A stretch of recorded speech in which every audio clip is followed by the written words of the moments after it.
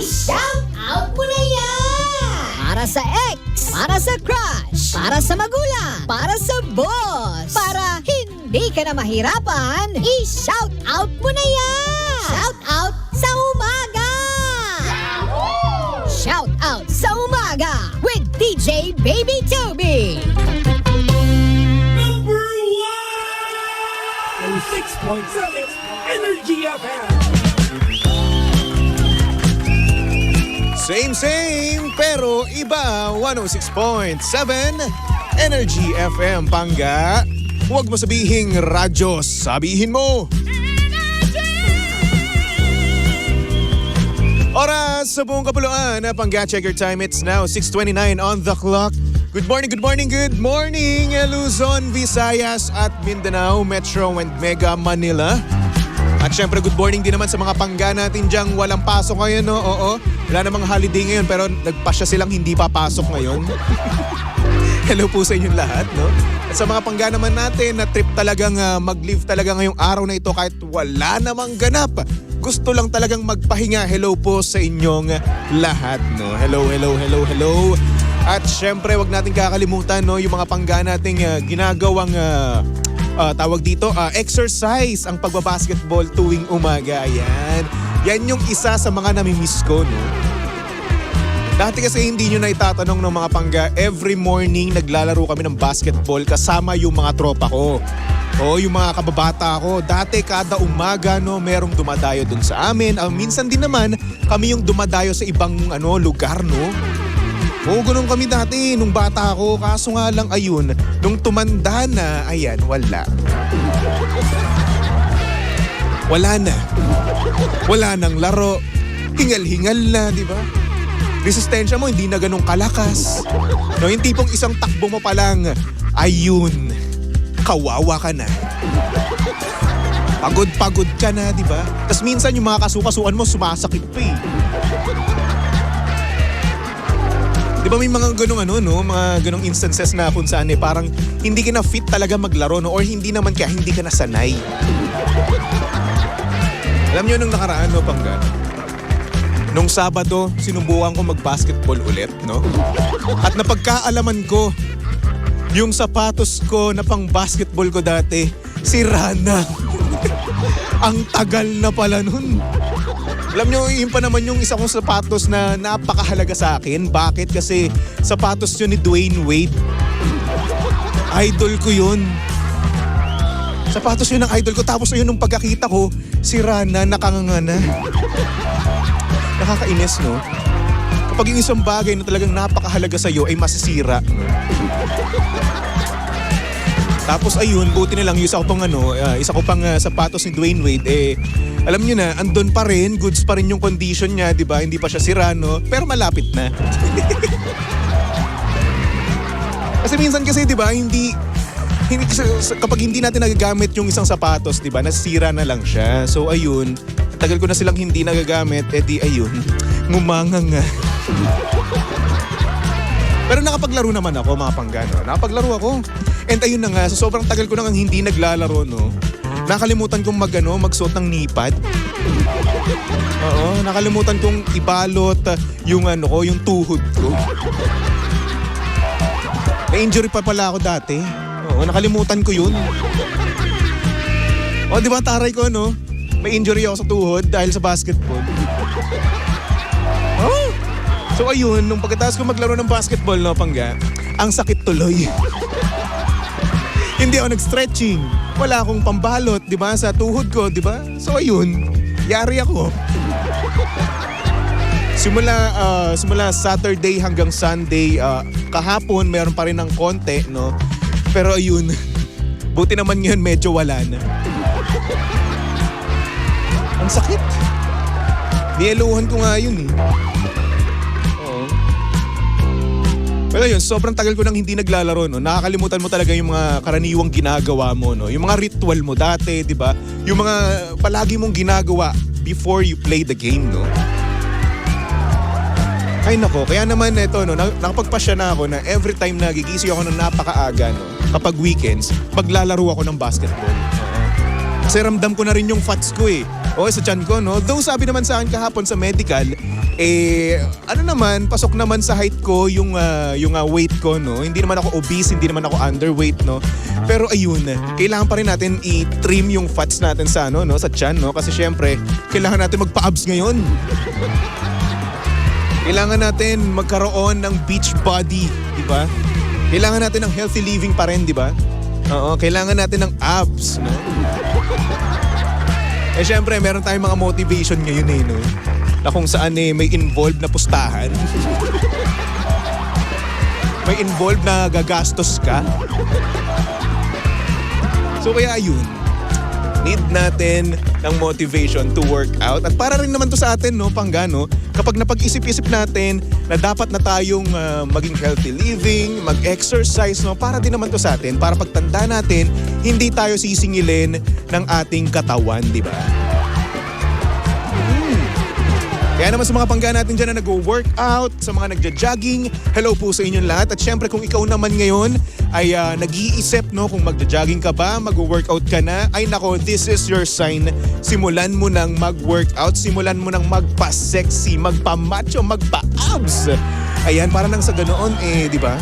Pag kakita sa'yo ni Crush, ay, ayan na ba si Ay, napaka-sexy naman, napaka-macho naman, may abs, ulala, yummy. Diba? May wow factor no? Kapag healthy living yung isang tao, diba? Sabi ni Sarah Paher, yes, start na ako this Feb. Ay hindi, wag Feb, no? Ngayon na mismo. Oo, ngayong weekends na mismo. Kasi syempre, iisipin mo, di ba? Ay, sa Feb na ako. Tapos pagsapit naman ng Feb, ayun, makakalimutan mo na naman at sasabihin mo, ay hindi, March na, di ba? Kailan mo pa sisimulan? Simulan mo na ngayon. Kasi syempre, di ba, kapag February, di ba, yan yung month ng ng mga puso, di ba? So dapat magpaano tayo, magpamacho, magpa-sexy, di ba? Simulan na natin ngayon para humabol pa tayo bago mag-Valentine's Day. Yan. Sabi naman ni Princess, next year na. Ayan, good. Next year na. Tapos pagkasapit ng next year, no? Ayun, next year na lang din ulit. Yung mga sinasabi natin sa sarili natin, no? Next year na. Sa wala na. Ay, nako. Ikaw, Toby, kailan ka magsisimulang mag-workout? Ay, nako, nagsisimula na po ako. Pero inaano ko po muna yung basketball muna. Pero every weekends, no? Every weekends, mag-workout ako. I-update ko kayo, kaya naman i-follow nyo ako, no? Sa TikTok, sa IG, sa Facebook, no? Mag-update ako doon, mag-story ako, no? Or my day, no? I-update ko doon yung katawan ko. Resulta. O, diba? Cloud chaser. Bakit ba kailangan namin yun Oo. Anyway, mga Pangga, eto na. Simulan na natin ang programang Shoutout sa Umaga. Shout out mo na yan! Number 1, 06.7 Energy FM. Good morning, Luzon, Visayas at Mindanao, Metro and Mega Manila. And hello po sa inyong lahat. Sabi pa dito ni Leia, pahabol, no? Sabayan mo si Papa Jackson mag-workout. Nako, sinabayan ko na po dati si Papa Jackson. Ayun, nanlata po ako. Pinagod ako ni Papa Jackson. Ang sakit ng kasukasuan ko nung sinabayan ko si Papa Jackson. Masakit pero at the same time masarap. Grabe ka, Papa Jackson. Hindi ako makalakad ng ayos dahil sa'yo dati. Charot. Na may kasamang real talk. Anyway, eto na nga mga Pangga. Etong ating sender ngayon, ang pangalan niya ay Chell. Ayan, at ang sabi niya dito, good morning, Baby Toby. Tanong ko lang kung dapat ba akong matakot. Kasi yung boyfriend ko, hindi pa niya alam na V pa ako. Nahihiya akong sabihin kasi baka naman ma-disappoint siya sa akin at iwan ako. Ayun lang naman, thank you, Baby Toby. Nako. Alam mo Alam mo, huwag ka matakot, no? Kasi may mga lalaki na gusto yung ganun. Tsaka hindi ka naman, kung mahal ka talaga niya, no? Kung mahal ka talaga, hindi yan madidisappoint sa'yo dahil V ka pa. Don't get me wrong, ha? Walang masama sa pagiging V, pagiging virgin, no? Walang masama dun. Ano ba? Ba't parang para sa inyo, no? Para sa inyo, ba't parang napakasama nung ganun, no? Di ba parang it's a good thing na hindi mo pa binibigay yan kasi hindi mo pa nakikita yung tamang tao para sa'yo, di ba? Di ba, ganun lang naman yun kesa naman sa maibigay mo yun sa maling tao, no? Yung tipong yung taong pagsisisihan mo, no? So dapat okay lang yan, no? At dapat din naman, minsan, hindi yan dapat sinasabi sa mga lalaki. O kasi may mga lalaki, no, hindi ko naman nilalahat, no? Hindi ko naman nilalahat. Kasi may mga lalaki na pag nalaman nila na ikaw ay VIPA, no? Ay talaga nga namang pagsasamantalahan ka. Na kung saan sasabihin yung mga matatamis sa salita para syempre makuha yung ganun. Kasi may mga lalaki na nangungulekta di ba? Ginagawang koleksyon yung V ng isang babae. Ang sakit man pakinggan pero totoo yun, may mga ganung lalaki. Hindi ko naman nilalahat at hindi po ako kasama doon, okay? Opo, hindi po ako kasama doon, promise. Good boy po ako, opo. Wala po akong kaharutan sa katawan. Wala po akong kalokohan. Pero yun na nga, no? Maging proud ka na V ka pa dahil it's a good thing na kinikimkim mo pa yan, no? And hanggat maaari, no? Kung kakayanin, no? Kung willing ka naman, kasal ka muna, di ba? Para alam mo na sa sarili mo na sa tamang tao mo to ibibigay, di ba? Pero nasa iyo lang din naman yan. Wag mong isipin or wag kang matakot kasi hanggat hindi naman yan binoprot up or tinatanong, no? Hayaan mo. It's a good thing, no? It's a good sign na hindi niya tinatanong yun. Kasi para sa kanya, wala siyang pakialam, no? Wala siyang pakialam kung may experience ka na o wala. Di ba? Kasi syempre, doon mo malalaman na gusto ka ng isang tao. Hindi naman technically doon talaga, no? Pero it's a good sign na hindi niya yung tinatanong sa'yo. It means na nire-respeto ka niya. Ganun. Kaya ikaw, maging proud ka. Huwag kang matakot. Huwag mo isipin na madidisappoint siya, no? Kasi una sa lahat, kaming mga lalaki, territorial kami, no? Kapag sa akin ka lang. Kapag hindi mo pa nabibigay, akin lang yan. Kung hindi pa ngayon, ireserba mo sa akin yan. Ganun. Ano kami mga lalaki? Gusto namin yung ganun. Kaya ikaw, Chel, no? Huwag kang matakot.